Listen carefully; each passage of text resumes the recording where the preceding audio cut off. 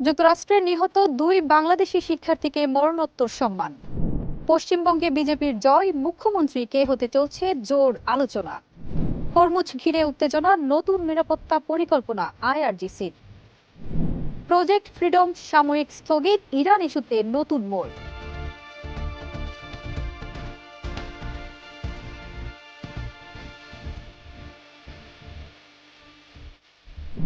সবাইকে আমন্ত্রণ। নাগরিক প্রতিদিনের নিয়মিত আয়োজন নাগরিক বিশ্ব থেকে আপনাদের সাথে আছি আমি ফারজানা নিকিতা। এতক্ষণ শুনছিলেন শিরোনাম, এবারে বিস্তারিত। যুক্তরাষ্ট্রের নৃশংস হত্যাকাণ্ডে নিহত দুই বাংলাদেশি শিক্ষার্থী জামিল আহমেদ লিমন ও নাহিদা সুলতানা বৃষ্টিকে মরণোত্তর ডক্টরেট দেওয়ার সিদ্ধান্ত নিয়েছে ইউনিভার্সিটি অব সাউথ ফ্লোরিডা। ৯ মে সমাবর্তনে পরিবারের প্রতিনিধির হাতে তুলে দেওয়া হবে এই সম্মাননা। যুক্তরাষ্ট্রের নৃশংস হত্যাকাণ্ডের শিকার দুই বাংলাদেশি শিক্ষার্থী জামিল আহমেদ লিমন ও নাহিদা সুলতানা বৃষ্টি। মর্মান্তিক এই ঘটনার মধ্যেও তাদের প্রতি বিশেষ সম্মান জানাতে এগিয়ে এসেছে ইউনিভার্সিটি অব সাউথ ফ্লোরিডা। বিশ্ববিদ্যালয় কর্তৃপক্ষ সিদ্ধান্ত নিয়েছে লিমন ও বৃষ্টিকে মরণোত্তর ডক্টরেট ডিগ্রি প্রদান করা হবে। আগামী ৯ মে বসন্তকালীন সমাবর্তনে এই সম্মাননা দেয়া হবে। এ বিষয়ে ইতিমধ্যে মিয়ামির বাংলাদেশ কনসুলেটকে আনুষ্ঠানিকভাবে চিঠি পাঠানো হয়েছে। নিহত দুই শিক্ষার্থীর পরিবারের পক্ষ থেকে একজন প্রতিনিধি সমাবর্তনে উপস্থিত থেকে এই সম্মাননা গ্রহণ করবেন। লিমন ছিলেন খুলনা বিশ্ববিদ্যালয়ের স্নাতক এবং যুক্তরাষ্ট্রে ভূগোল, পরিবেশ বিজ্ঞান ও নীতি বিষয়ে পিএইচডি করছিলেন। অন্যদিকে নোয়াখালী বিজ্ঞান ও প্রযুক্তি বিশ্ববিদ্যালয়ের সাবেক শিক্ষার্থী বৃষ্টি যুক্তরাষ্ট্রে কেমিক্যাল ইঞ্জিনিয়ারিং নিয়ে পড়াশোনা করছিলেন। উচ্চ শিক্ষার স্বপ্ন নিয়ে বিদেশ পাড়ি দেয়া এই দুই তরুণ তরুণীর জীবন থেমে যায় এক নির্মম হত্যাকাণ্ডে। গত ১৬ এপ্রিল নিখোঁজ হওয়ার পর পরিবারের পক্ষ থেকে পুলিশের সঙ্গে যোগাযোগ করা হয়। পরে তদন্তে লিমনের মরদেহ উদ্ধার করা হয় ফ্লোরিডার একটি সেতু এলাকার কাছ থেকে। এ ঘটনায় সন্দেহভাজন হিসেবে লিমনের রুমমেট মার্কিন নাগরিক সিহাম আবু ঘরবেহকে গ্রেপ্তার করা হয়। তার বিরুদ্ধে ফার্স্ট ডিগ্রি হত্যার অভিযোগ আনা হয়েছে। এদিকে বৃষ্টির জানাজা টাম্পায় অনুষ্ঠিত হওয়ার কথা রয়েছে এবং পরে তার মরদেহ দেশে আনা হবে। শোক আর বেদনার মধ্যেও এই ডক্টরেট সম্মাননা তাদের অপূর্ণ স্বপ্নের এক প্রতীক হয়ে থাকবে, যা পরিবার ও প্রিয়জনের জন্য কিছুটা হলেও সান্ত্বনা বয়ে আনবে। ফারজানা নিকিতা, নাগরিক প্রতিদিন। পশ্চিমবঙ্গ বিধানসভা নির্বাচনে বিজেপির ঐতিহাসিক জয়ের পর এখন সবচেয়ে বড় প্রশ্ন, কে হচ্ছেন মুখ্যমন্ত্রী? বিজেপির ভেতরে এগিয়ে রয়েছেন শুভেন্দু অধিকারী, তবে আলোচনায় আছেন আরও কয়েকজন শীর্ষ নেতা। চূড়ান্ত সিদ্ধান্তের অপেক্ষায় এখন গোটা রাজ্য। পশ্চিমবঙ্গের বিধানসভা পেয়েছে বিজেপি, তবে এখন পালা মুখ্যমন্ত্রী হওয়ার। কে হবে পশ্চিমবঙ্গের মুখ্যমন্ত্রী, তাই এখন বড় প্রশ্ন। দীর্ঘদিনের শাসন শেষে ক্ষমতা হারিয়েছে মমতা বন্দ্যোপাধ্যায়ের নেতৃত্বাধীন তৃণমূল কংগ্রেস। বিজেপির পক্ষ থেকে জানানো হয়েছে সরকার গঠনের প্রক্রিয়া দ্রুতই সম্পূর্ণ হবে, তবে এখনও আনুষ্ঠানিকভাবে বিজেপি কাউকে মুখ্যমন্ত্রী হিসেবে ঘোষণা করেনি। এদিক থেকে সবচেয়ে আলোচনায় আছে শুভেন্দু অধিকারী। গত ৫ বছর ধরে বিরোধী দলনেতা হিসেবে তিনি রাজ্যে বিজেপির মুখ ছিলেন। তৃণমূলের বিরুদ্ধে ধারাবাহিক আন্দোলন এবং এবারের নির্বাচনে গুরুত্বপূর্ণ আসনে জয়ের ফলে তার অবস্থান অনেক শক্তিশালী। বিশেষ করে মমতা বন্দ্যোপাধ্যায়কে হারানোর বিষয়টি তাকে বাড়তি সুবিধা দিয়েছে।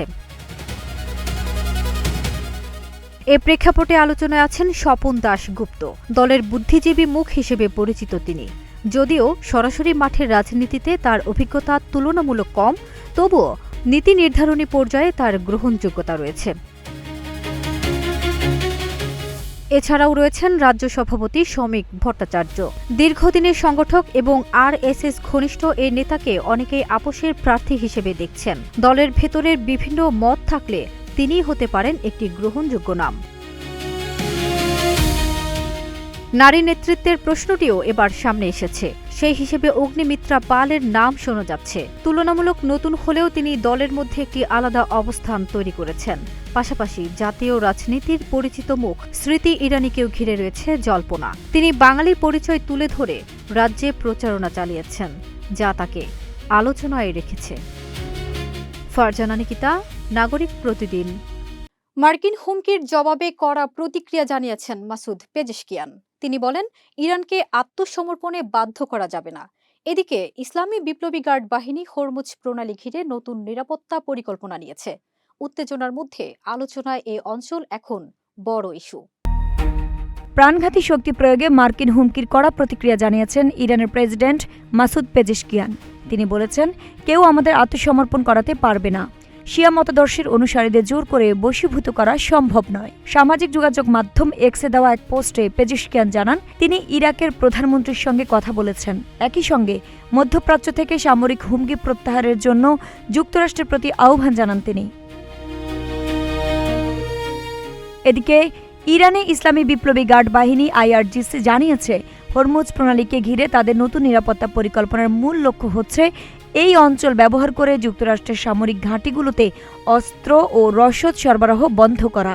বিশ্লেষকদের মতে, চলমান উত্তেজনার মধ্যে যুদ্ধ এড়াতে যুক্তরাষ্ট্র ও ইরানের মধ্যে যে আলোচনা চলছে, সেখানে হরমুজ প্রণালীর নিয়ন্ত্রণ ও নিরাপত্তা এখন অন্যতম বড় বিরোধের বিষয়ে পরিণত হয়েছে। আইরিন হাসান, নাগরিক প্রতিদিন। প্রজেক্ট ফ্রিডম সাময়িক স্থগিতের ঘোষণা দিয়েছেন ডোনাল্ড ট্রাম্প। তবে ইরানের উপর নৌ অবরোধ বহাল থাকবে। হরমুজ প্রণালীতে আটকা পড়া জাহাজ ইস্যুতে শুরু হওয়া এই অভিযান এখন বিরতিতে। সম্ভাব্য শান্তি চুক্তি যাচাইয়ে এই সিদ্ধান্ত বলে জানিয়েছে ওয়াশিংটন। মার্কিন প্রেসিডেন্ট ডোনাল্ড ট্রাম্প জানিয়েছেন, প্রজেক্ট ফ্রিডম সাময়িকভাবে স্থগিত রাখার বিষয়ে উভয় পক্ষ একমত হয়েছে। তবে এই সময়েও ইরানের উপর আরোপিত নৌ অবরোধ পুরোপুরি বহাল থাকবে। বুধবার 6 মে নিজের সামাজিক যোগাযোগ মাধ্যমে ট্রুথ সোশ্যালে দেওয়া এক পোস্টে তিনি একথা বলেন। পোস্টে ট্রাম্প লিখেছেন, আমরা পরস্পর একমত হয়েছি যে অবরোধ পূর্ণ শক্তিতে কার্যকর থাকলেও প্রজেক্ট ফ্রিডম স্বল্প সময়ের জন্য স্থগিত থাকবে। মূলত শান্তি চুক্তিটি চূড়ান্ত ও স্বাক্ষর করা সম্ভব কিনা তা যাচাই করতেই এই সিদ্ধান্ত নেওয়া হয়েছে। তবে ট্রাম্পের এই বার্তার বিষয়ে আজ বুধবার সকালে তেহরানের পক্ষ থেকে তাৎক্ষণিক কোনো প্রতিক্রিয়া পাওয়া যায়নি। প্রসঙ্গত, হরমুজে আটকে পড়া বিভিন্ন দেশের জাহাজকে প্রণালীটিতে ছাড়তে সহায়তা করতে গত সোমবার সকাল থেকে প্রজেক্ট ফ্রিডম নামের একটি অভিযান শুরু করে মার্কিন সেনাবাহিনী।